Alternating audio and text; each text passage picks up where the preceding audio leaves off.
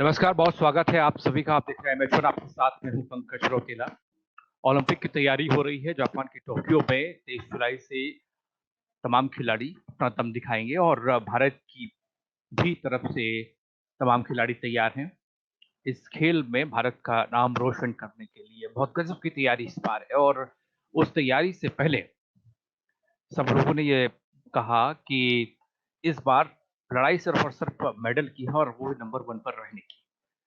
लेकिन ठीक normal game में अच्छा लगता है कि जो आदमी चाहे वो दौड़ता है चाहे वो कूदता है, उन सबके बावजूद अ, ठीक है वो कर सकता है। लेकिन जब हम पैरा ओलंपिक की बात करते हैं जब हम पैरा ओलंपिक की बात करते हैं तो उस वक्त ये लगता है कि ये स्थिति बहुत ज्यादा कठिन हो जाती होगी। कोई भी गेम, चाहे वो दौड़ना हो, चाहे वो जंप करना हो, जैवलिन थ्रो हो, ये तमाम गेम जितने भी आते हैं इसके अंदर, वो ऐसा लगता है कि वो बहुत टफ हो जाते होंगे।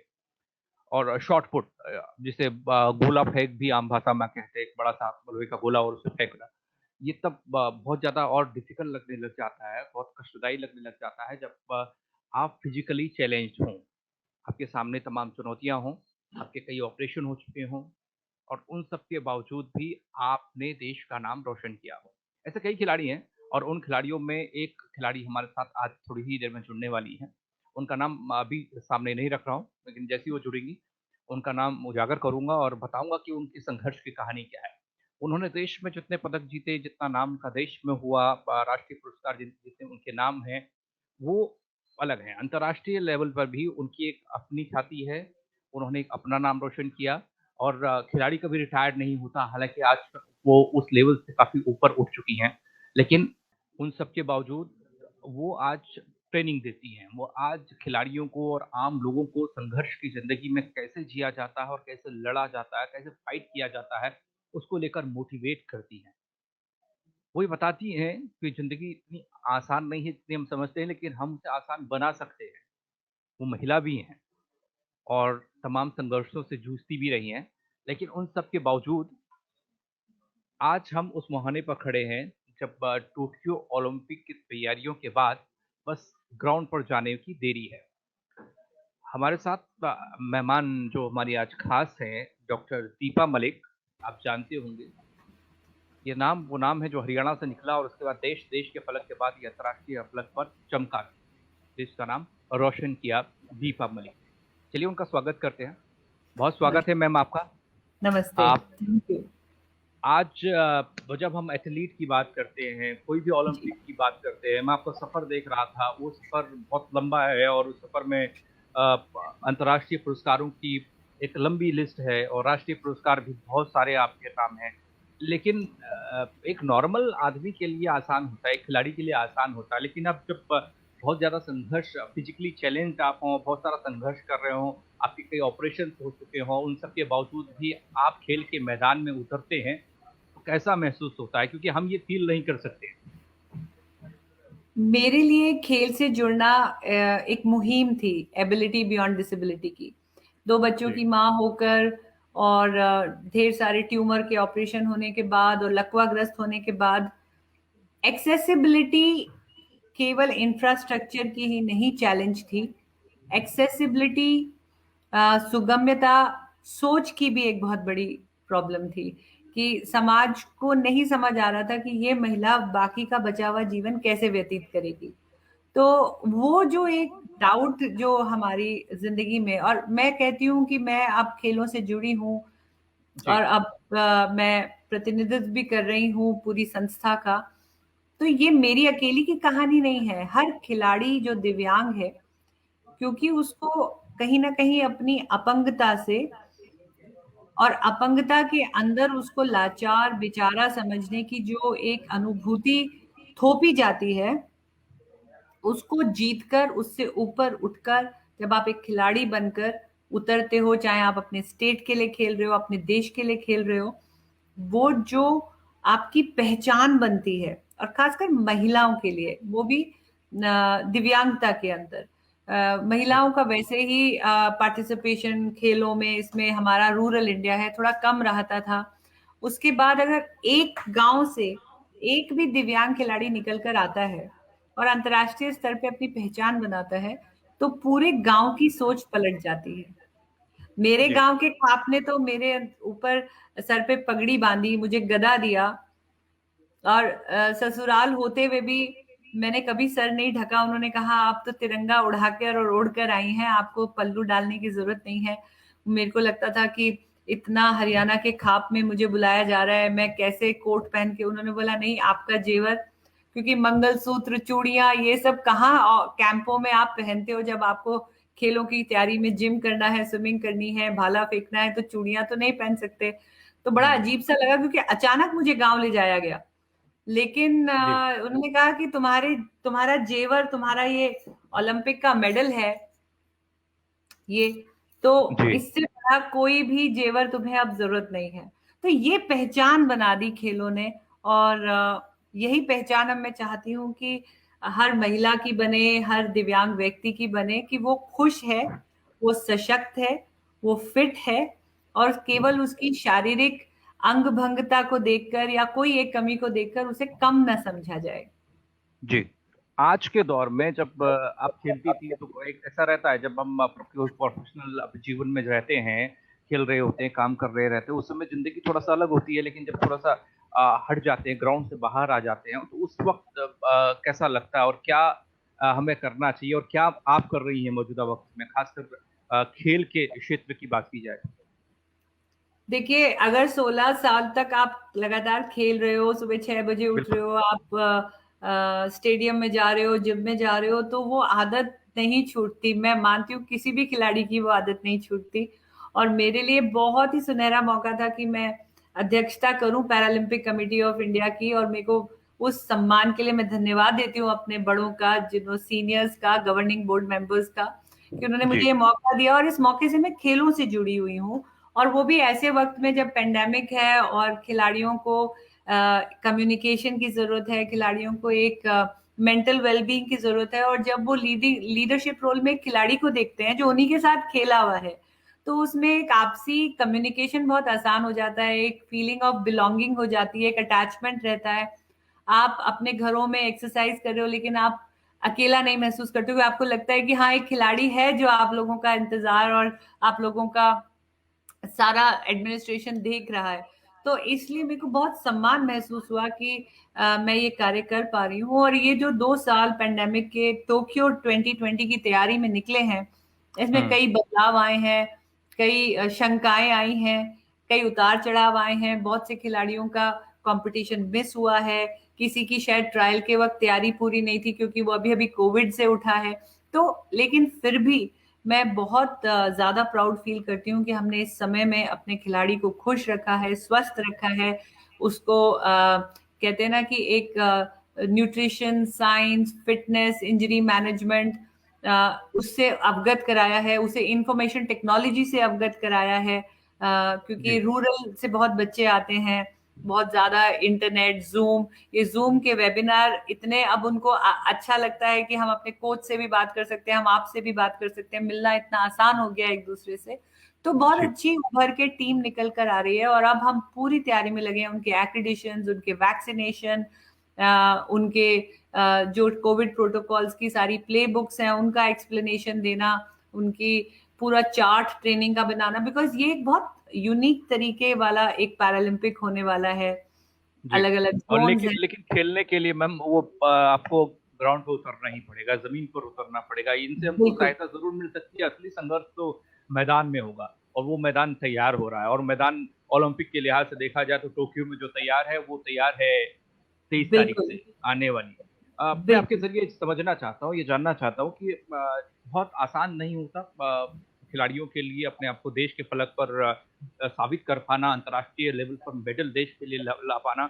और महिला होने के नाते तो आपने बताया कि बहुत ज्यादा संघर्ष होता है, पल्लू से लेकर जेवर से लेकर हर चीज आपके घर में देखी जाती है। लेकिन ये बदलाव आया है, किस तरीके से आपने इस बदलाव को देखा है और कैसे कैसे हमारी चीजें चेंज हो रही हैं, बदल रही हैं, हम बदल रहे हैं खेल के लिए, ओलंपिक के लिए हमारी रणनीतियों में बदलाव हो रहा है। और खासकर एथलेटिक्स को लेकर भारत को विश्व स्तर पर बहुत अच्छा नहीं मानते और दुनिया बिल्कुल। के लोग, हम तो मानते हैं। हमारे लिए अगर कोई खिलाड़ी संघर्ष करके एक मेडल भी लेके आता है, वो चाहे मेडल कोई सा भी हो, हमारे लिए वो बहुत गर्व की बात है। लेकिन जी। विश्व स्तर पर जब देखते हैं तो भारत को वो कमतर आंकते हैं। ऐसा क्यों? क्या इसमें कोई बदलाव आने जा रहा है और बीते सालों में कुछ देखा गया आपके द्वारा, क्योंकि आप इस चीज को नजदीक से देखती हैं? देख, अगर मैं बदलाव की बात करूं तो मैं आपको स्टैटिस्टिक्स देती हूँ। अगर मैं केवल जी पैरालंपिक की बात करूं तो पिछले रियो, जस्ट अगर हम 4.5-5 साल पहले चले जाएं, तो पिछली बार हमारे हेलो, आप सुन पा रहे हैं जी मुझे? जी जी जी, जी मैम जी। जी। सो पिछली बार जब रियो में टीम गई थी, वो मात्र 19 खिलाड़ियों की गई थी, जिसमें 4 मेडल आए थे, वो केवल एथलेटिक्स में ही आए थे। जी और एथलेटिक्स में आप कैसे कमजोर मान लेंगे कि एक वर्ल्ड रिकॉर्ड भी था, एक वो भी था। सो ऐसा नहीं है। और आज भी अगर पैरालंपिक खेलों को देखें तो हमारी सबसे बड़ा जो कंटिजेंट जा रहा है वो पैरा एथलेटिक्स का ही जा रहा है। 20 खिलाड़ी हैं और 4 महिला खिलाड़ी हैं, और 24 खिलाड़ियों में से 14 खिलाड़ी टॉप 3 रैंकिंग की परफॉर्मेंस दे के अपने टोक्यो के टीम में उन्होंने जगह बनाई है। बचे जी हुए भी जो है वो टॉप 8 रैंकिंग्स के अंदर आते हैं।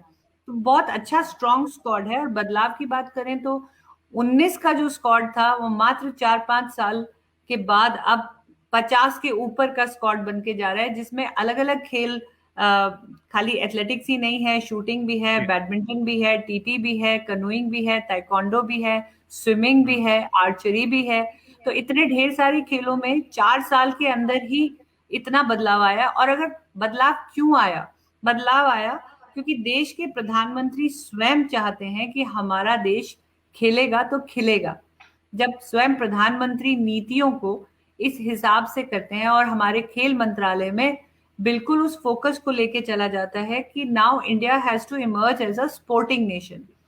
किसी भी जी देश के मेडल उसकी जनसंख्या पे नहीं डिपेंड करते हैं, देश में कितने लोग खेल रहे हैं उस पे डिपेंड करते हैं। तो खेलों का माहौल बनाया गया है, fit India movement, yoga day, indigenous खेलों को गांव गांव में नए जो उनके खुद के खेल हैं उनसे वापस जोड़ा गया है। क्योंकि बच्चे को लगता है कि कबड्डी खेलूंगा तो क्या होगा, खो खो खेलूंगा तो क्या होगा। लेकिन गए वर्षों में आप देख रहे हैं कि जो हमारे खुद के खेल हैं उनको इतना सम्मान मिल रहा है, अवार्ड मिल रहे हैं, प्रोत्साहन मिल रहा है। खेलो इंडिया एक बहुत खूबसूरत मुहिम है। क्योंकि अगर बच्चा जब खेलेगा बचपन से, तभी तो ना बड़ा होके एक बड़ा खिलाड़ी बनने की उम्मीद रखेगा। तो जी हमारा देश में डेफिनेटली पोटेंशियल बहुत है। अब स्पोर्ट्स साइंस जुड़ गई है, टारगेट ओलंपिक पोडियम स्कीम जैसी फंडिंग्स आने लगी हैं, और कॉर्पोरेट्स भी और स्पॉन्सरशिप्स भी अब लोगों को लगने लगा है कि sport is a career, it can be a full fledged career option. So जी। बदलाव बहुत आ रहा है। नहीं, हरियाणा वालों को ज्यादा लगने लग गया है, क्योंकि हरियाणा को जब हम देखते हैं तो गजब के नाम निकल कर सामने आते हैं, गजब का परफॉर्मेंस उनका रहता है। क्या ऐसा रहा कि एकाएक, या यूं कहें पहले भी था, हम नहीं जानते कि हरियाणा की धरती ने इतने लाल दिए और उनका प्रदर्शन देश के लिए बहुत बेहतर रहा, हमने गर्व महसूस किया हरियाणा के खिलाड़ियों के बल पर? देखिए, हरियाणा में नीतियां बहुत पहले बन गई थी। सबसे जी बेहतरीन खेल नीति अगर बनी तो सबसे पहले हरियाणा में बनी। और ये नीतियों का असर है। जब सरकार की मंशा रहेगी कि इस क्षेत्र में हमें ऊपर उठाना है अपने लोगों को, तो वहीं से वो खेल का एक माहौल शुरू हो जाता है। तो वैसे भी कहा जाता है, मैं तो फौजी हूँ, कि अगर फौज में भी देखें तो बहुत ज्यादा लोग, सबसे ज्यादा प्रतिशत हरियाणा की है। खेलों में देखें तो सबसे ज्यादा प्रतिशत हरियाणा की है।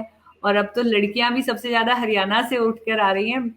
अ, खेलों की एम्पावरमेंट एक अलग ही टाइप की एम्पावरमेंट होती है। अभी मैं जौली गांव और भैंसवाल गांव, जो मेरा गांव है गोहाना तहसील में, उसमें मैं जी छोटी बच्चियों की कबड्डी को मैं स्पॉन्सर करती हूँ। उनके लिए मैं अंतर्राष्ट्रीय मैट देती हूँ, मैं जूते देती हूँ। अब वो बच्चियां, आप मिलेंगे छोटी छोटी अंडर 12 की, राजेश जी उनके कोच हैं। तो उनके बाल बिल्कुल छोटे छोटे कटे हुए हैं, आपको पता ही नहीं लगता कि लड़कियां हैं या लड़के हैं। और उनके दादा दादी उनका एक भी मैच मिस नहीं करते। तो खेल जी एक ऐसा माध्यम है जो एक नहीं, दो नहीं, बल्कि 3-3, 4-4 जनरेशन को जोड़े बैठा है।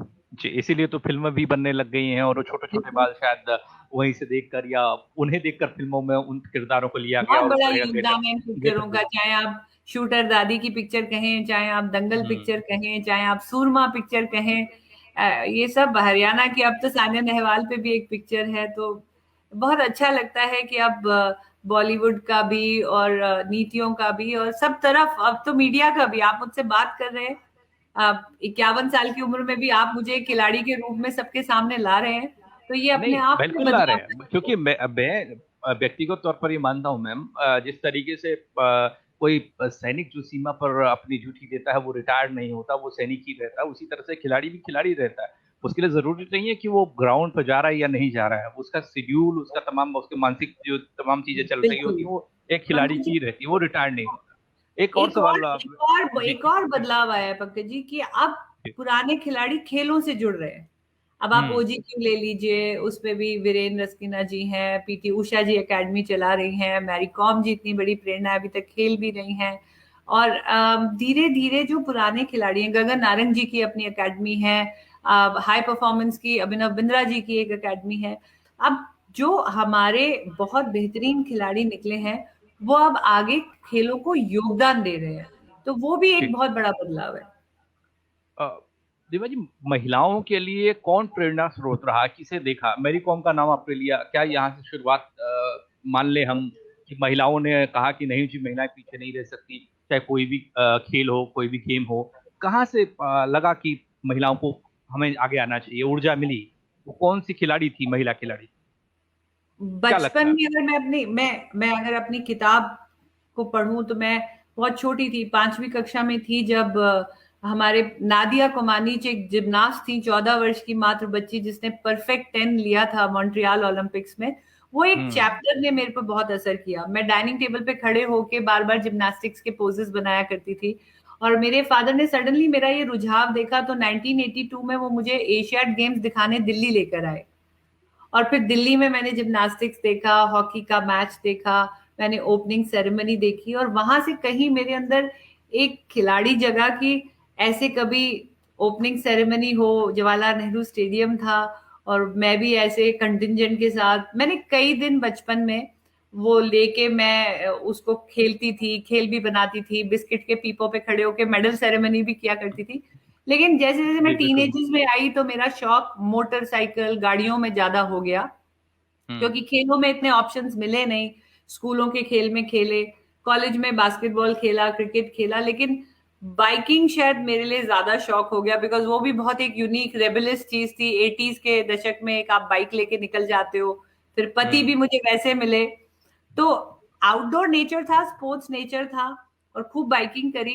जी। लेकिन जब मुझे लकवा हुआ, तब हम्म। फिर मैंने खेलों को अपना शस्त्र बनाया, समाज की मानसिकता को गीता जी, ये बदलने के ये लिए। कौन सा वो पड़ाव रहा होगा आपकी जिंदगी में, जब जिंदगी बिल्कुल ही पलट गई? क्योंकि एक नॉर्मल लाइफ और उसके बाद हम जिस तरीके से संघर्ष करते दिखाई दिए, ये कौन सा वो पॉइंट था, और वहां पर आपकी स्टेज क्या थी, और मानसिक तौर पर आप कितनी मजबूत थी कि देखिए, मेरा अगर यहाँ नहीं तो फिर मैं यहाँ पर बहुत बेहतर करूंगी और ये कर सकती हूँ देश के लिए? बचपन में मैं 3-4 साल पैरालाइज रही थी, क्योंकि पहला ट्यूमर मुझे 5 साल की उम्र में आया था। मेरी पहली सर्जरी 7 साल की उम्र में हुई थी, और 9 साल की उम्र में मैंने दोबारा चलना शुरू किया।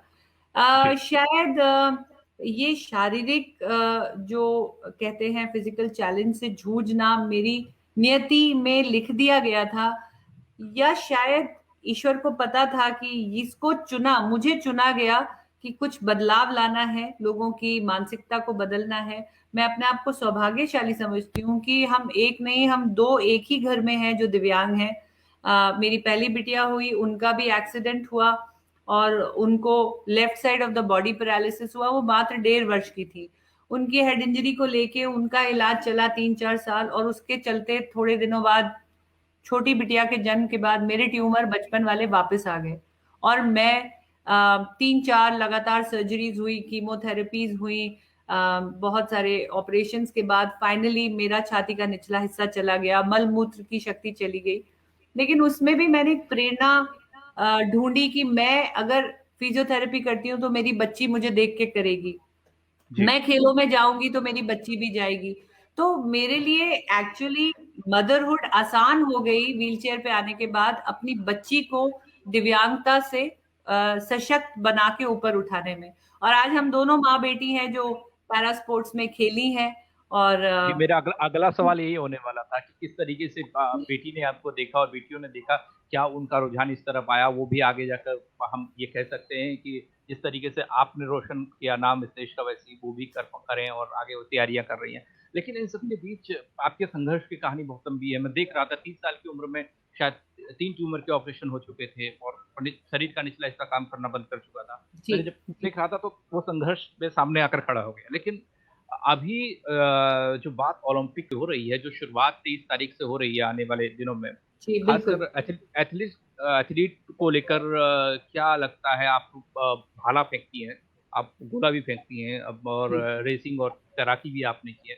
ये गोला जी। फेंक और भाला फेंक वाली जो दुनिया है, इसमें जो खिलाड़ी हमारे मौजूदा वक़्त में हैं, उनसे हम कितनी उम्मीद ये देश कर सकता है? हालाँकि उम्मीदें बहुत हैं, लेकिन मौजूदा वक़्त में कितनी वो मजबूत लग रही है?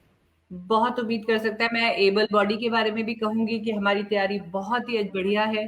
जितने भी हुँ, खिलाड़ी चुनकर जा रहे हैं, नीरज चोपड़ा जी कहें, दुती चंद जी कहें, मीराबाई चानू कहें या सानिया मिर्ज़ा कहें, मैरी कॉम कहें, ये वो नाम हैं जो सीधे-सीधे और शूटिंग की टीम तो ख़ैर बहुत ही है और बैडमिंटन भी है। तो ये आज का जो कंटिंजेंट है वो मेडल लेने जा रहा है। चाहे जी, एबल बॉडी का कहें, चाहे हमारा पैरालंपिक का कहें। तो जी, पैरालंपिक की बात तो मैं बिल्कुल ही दावे से कह सकती हूँ कि डबल डिजिट हमारे मेडल आने वाले हैं और एक नहीं, कई स्पर्धाओं से आएँगे, एथलेटिक्स से भी आएँगे, शूटिंग से भी आएँगे, बैडमिंटन से भी आएँगे, जी। आर्चरी से भी आएँगे, तो मेरी बहुत क्या उम्मीद है क्या अपने खिलाड़ियों। संदेश एक खिलाड़ी के तौर पर, मैं खिलाड़ी मानता हूँ, तो खिलाड़ी के तौर पर मौजूदा खिलाड़ी जो इस जंग को जीतने के लिए जा रही है, जंगी है खिलाड़ियों के लिए इस तरह की, उनको जी। क्या कहना चाहेंगे आप? किस तरीके से देश के प्रधानमंत्री मोटिवेट कर रहे हैं, उनको बहुत गर्व महसूस हो रहा है। पुराने खिलाड़ी जितने हैं उनके साथ खड़े हैं कंधे से कंधा मिलाकर, वो खिलाड़ियों को गर्व महसूस हो रहा है। शायद यही है कि हर साल हर खेल में हमारे मेडल बढ़ जाते हैं। आप क्या कहेंगी? हम हम हमारे खिलाड़ियों को मैं अपने खिलाड़ियों की बात कहूँगी, कोविड आया है, कोविड की तकलीफ आई है, कभी-कभी खिलाड़ी कह देता है कि किस्मत में ये था, वो था, तो मेरा उनसे बस एक ही मैसेज है कि ईश्वर पे अगर भरोसा है, तो जो किस्मत में लिखा है वो पाओगे, लेकिन अगर खुद पे भरोसा है, तो जी। ईश्वर वो लिखेगा जो तुम चाहोगे। ज़रूर, ज़रूर मैम, ज़रूर ये होगा ज़रूर। जिस तरीके से आपने राह दिखाई है और आपने दिखाया है कि देखिए आगे से लीड कैसे किया जाता है और उस हिसाब से उस संघर्ष को भी देखें लोग अगर जानते होंगे, पढ़ा होगा आपके बारे में, देखा होगा आपको कइयों ने और अगर उस चीज़ को महसूस करके अगर मैदान में जाएँगे तो शायद मेडल की संख्या नहीं, और बढ़ जाएगी। हमें बहुत ब मैं ब मेरे को बहुत उम्मीद है, हमारे जी, पास पारुल परमार जी हैं, संदीप चौधरी है, सुमित जी, अंतिल है, देवेंद्र झाझरिया है, एक मरियप्पन है, इतने सारे प्रेरणादायक कहानियाँ इतनी मतलब खेलों से जुड़ने के बाद और लकीली अध्यक्षता करते हुए मैं इन बच्चों से मिलती हूँ, तो जी। इनकी जीवनियों से जो प्रेरणा मैं लेके चल रही हूँ, तो बहुत अ, मतलब इतनी प्रेरणा शायद मुझे एक चलते-फिरते इंसान के रूप में नहीं मिलती जितना मुझे ईश्वर ने ये मौका दिया। बहुत शुक्रिया मैम, सैल्यूट है आपको और उम्मीद ये है कि मौजूदा वक़्त में जो खिलाड़ी ओलंपिक में खेलने जा रहे हैं, पैरालंपिक में जो खेलेंगे, वो भी देश का नाम रोशन करेंगे, प्रेरणा लेंगे, सीख लेंगे। बहुत शुक्रिया, आपने वक़्त बट निकाला एक हमारे एक लिए मेरा और आपसे आपके माध्यम से जी, जी, निवेदन है, ज़रूर। हमारा एक हैशटैग है praise for para, cheer for India okay, को तो आप करें, लेकिन प्रेज़ फॉर पैरा को भी फॉलो करें। ज़रूर, ज़रूर मैम, करना भी चाहिए। बहुत शुक्रिया आपका, आपने वक़्त निकाला। Thank you. अब खेल की दुनिया भी इतनी आसान नहीं है और पैरा ओलंपिक और पैरा खिलाड़ियों के लिए भी इतना आसान नहीं है खेल पाना। आप महसूस कर सकते हैं जिसके 3-3 4-4 ट्यूमर के ऑपरेशन और उसके बाद आधा शरीर पैरालाइज़ हो, वो खिलाड़ी देश के लिए मेडल लाए, एक बार नहीं, कई दफ़ा मेडल लाए हैं और देश के अर्जुन अवार्ड से लेकर तमाम अवार्ड से उन्हें नवाज़ा गया है। ऐसे खिलाड़ी हिंदुस्तान ने पैदा किए हैं और आज तैयारी हो रही है टोक्यो ओलंपिक की और उम्मीद यही की जा सकती है कि जो खिलाड़ी टोक्यो ओलंपिक में खेलने के लिए जा रहे हैं, उनको बहुत शुभकामनाओं के साथ और बहुत सारे ढेर सारे वो मेडल लेकर आए हैं, देश का नाम विश्व के पटल पर रोशन करें। बहुत शुक्रिया आप सभी का हमारे साथ जुड़ने के लिए।